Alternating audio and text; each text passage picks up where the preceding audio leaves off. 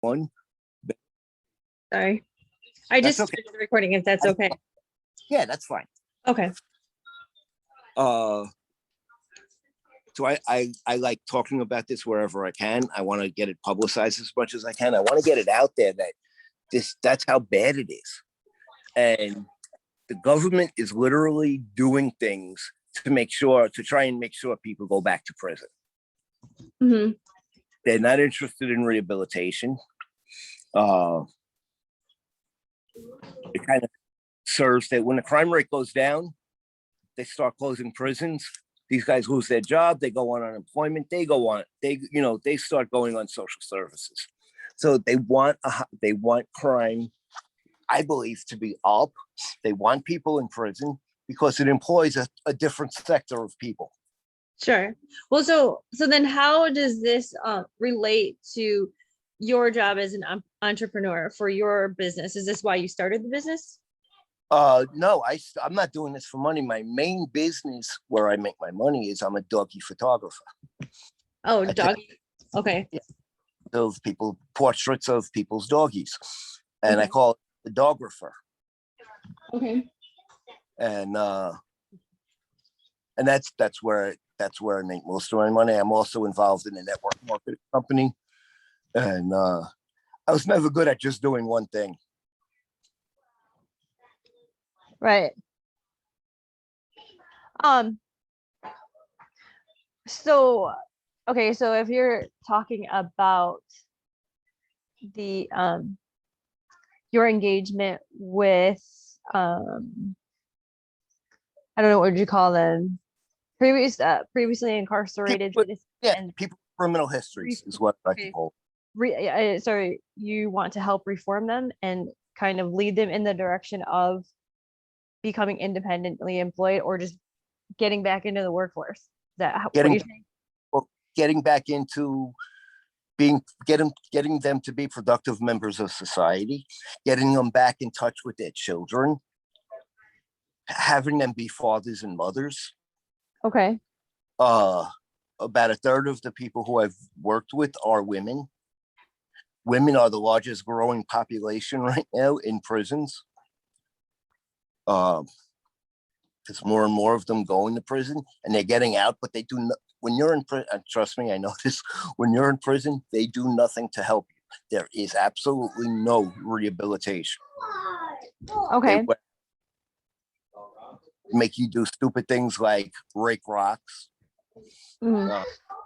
Right. So there's no education while you're in there. It's really an independent study if you want to educate yourself. Right. Okay. And they don't have a lot of opportunities for that. Right. So then are you thinking about starting a business? Well, what I want to do is I'm in the process. We have a preliminary approval for a 501c3. Uh-huh.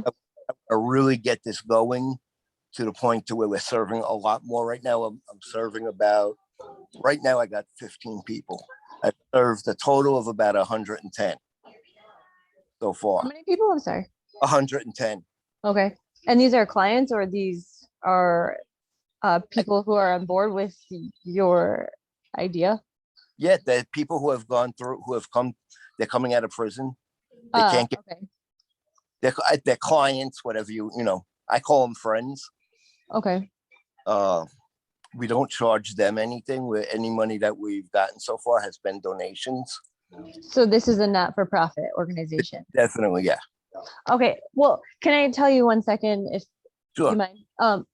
What we does is that if there was, and this is not to solicit their business, but it's Wedo. If you were to use Wedo, let's say, as an app to help you with your services, it would be anything from like organizing a schedule or planning a meeting with someone and having these people connect you through Wedo using the app. And that's my understanding of it. I'm very new to them.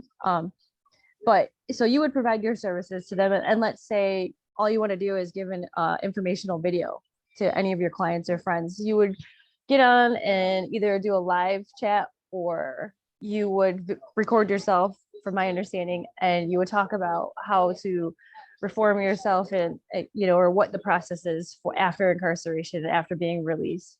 And then you would kind of say, well, this is what I did, or not sure how you'd want to formulate it, but Mhm. then they would either join on and look for your particular chat or your video for educational purposes in order to kind of take advice from you.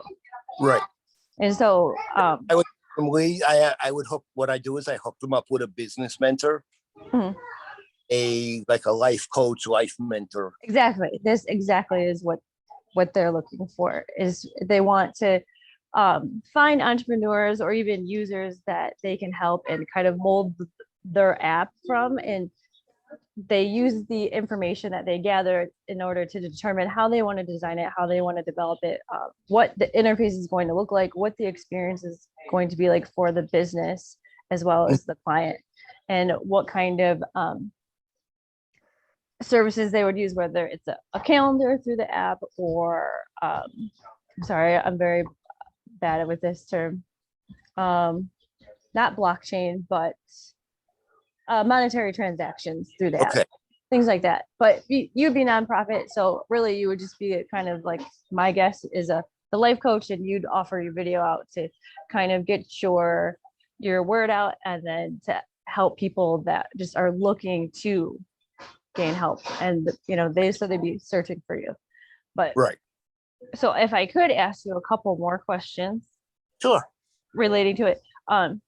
So right now, you're not really, are you using anything in order to get that message out to anyone as far in terms of like social media or online? I'm using Facebook, Twitter, Instagram, Uh, Clubhouse.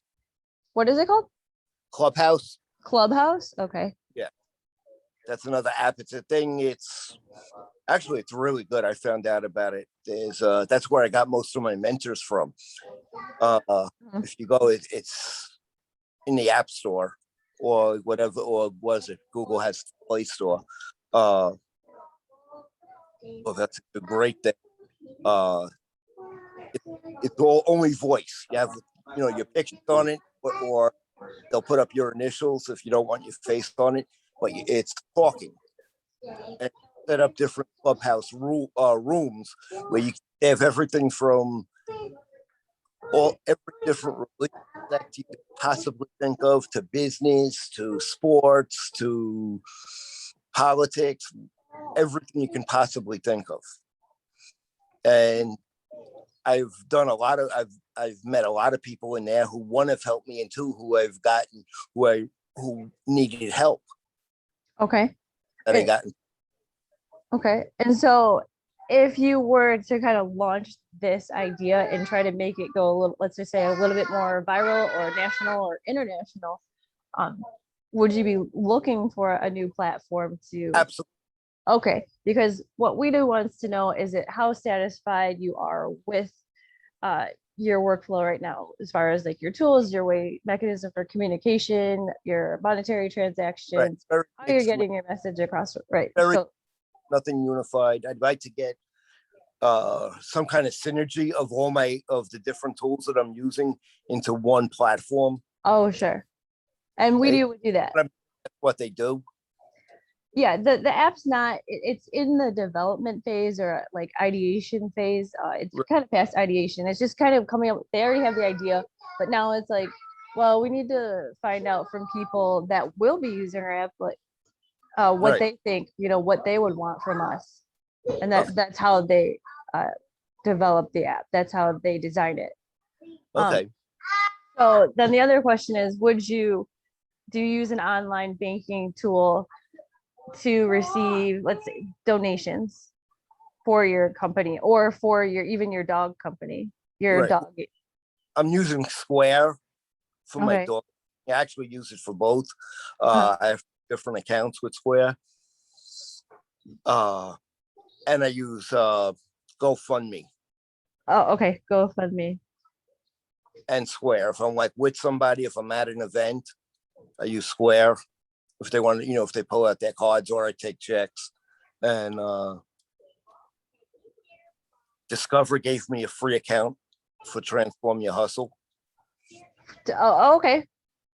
And they've been pretty free checking, and it's a they have it's a not-for-profit thing. So like when I make deposits, it goes right.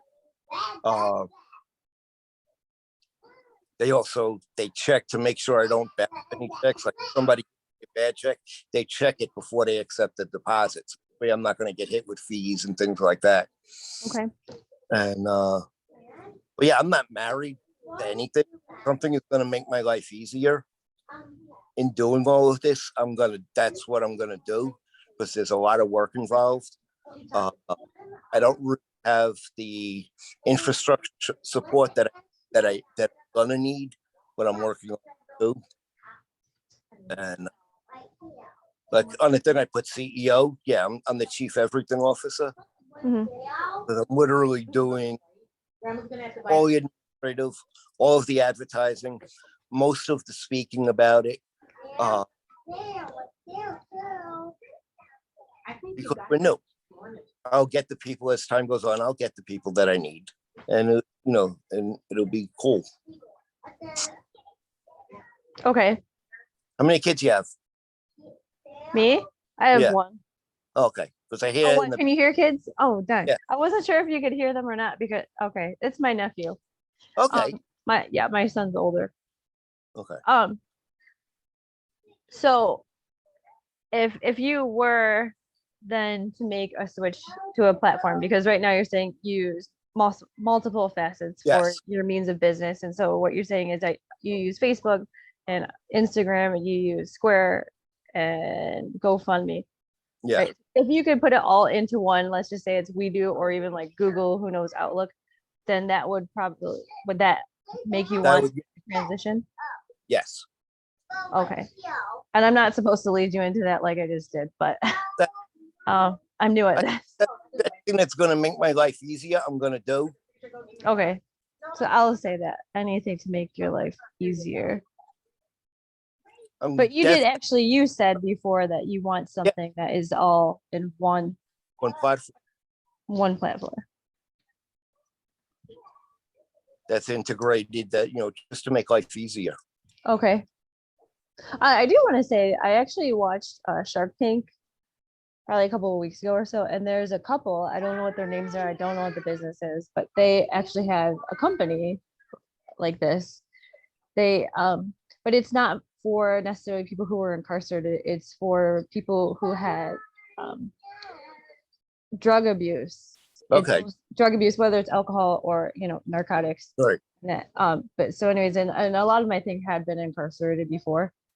Mm-hmm. It just, you know what I mean? It's usually there's a correlation there, but so they help them recover from their addictions, and then they help them get their lives back together, where they help them kind of reinvent themselves in the job force. They give them a job like working for them. And then, they kind of move it on and pass it on and help it to other recovering addicts. So it's a similar concept. Yeah. There are some people who are doing it, some charge, some are more interested in getting people coming out of prison jobs. But again, they're not getting good jobs. You can get a job paying, again, minimum wage. Right. If you have a family, you're not going to, that's not enough money. You're going to have to make crime to make up the difference. But when you own your own business, number one, I know for me, I worked harder. I cared a lot more. Within less than a year, I was flat broke, where I'm doing like $250,000 a year. You're not going to get that on any job. Right. And it's about really, I think it's also, these people were entrepreneurs, and that's why I call it transform your hustle, because they're businessmen already, or business women. They had, a lot of them had, one of my clients now had $5 million a year drug business. Right. But I don't know anything about that. I've never done anything like that. Going on the street, what I'm doing is I'm transforming his hustle. Instead of having any illegal business, you use those same tools that he has and skills for a legal business. Yeah. No, of course. I mean, business is business, and Yeah. Is I think the ethics change a little bit, more or less like the moralities. The concept is similar, but But he now has 15 across the country. He has 15 health clubs called Con Body. Mhm. And it was stuff that he learned about working out and exercising and health while he was in prison. So instead of drugs, he's very successful. He's doing like 8 figures a year. Right. Well, that's impressive. I don't make 8 figures a year. So right. So then if you were to be able to bring either your doggy photography company or both, let's say both, transform your hustle to fruition, to complete fruition, like your ideal end goal, what would that be? I mean, just listen for this year or later, huh? The whole idea is to have people at least in all 50 states helping out people coming out of prisons. I would like to, even though I want to keep it private, I would like to get government contracts for helping people coming out of prison. Of the companies that so-called help people coming out of prison, just take the money and do nothing. I really want to show this can be done. There's so many today who say, oh, they just keep getting rearrested. Why don't you just lock them up and throw away the key? No, they're human beings. Right. And if you give them a real chance, a fair chance, I think 90% of them, instead of going back to jail, would make it and be successful. They become good parents. They reunite with their families. We're making families stronger again. And our test pilot program is running great. Okay, so that's good. There's a 76% recidivism rate, 75 to 76% recidivism rate nationally. People going through my program, I lost 1 out of 110 who got rearrested. And what do you mean? Oh, he got, okay. Yeah, he didn't want to follow the rules. Okay. And we threw him out and he got rearrested. And we have a no drug policy. Everybody gets drug tested. Even though, like right now in New York, for example, marijuana is legal, there's no marijuana. That's just, we want to see some kind of self-discipline. So our program is not easy, but for those who can stick it out, they're going to be much better off. And I think so will society. Right. And I mean, it goes with anything. You need to be diligent with anything that you have a goal. Yeah. With. Okay. Well, I'm going to end the recording. Okay.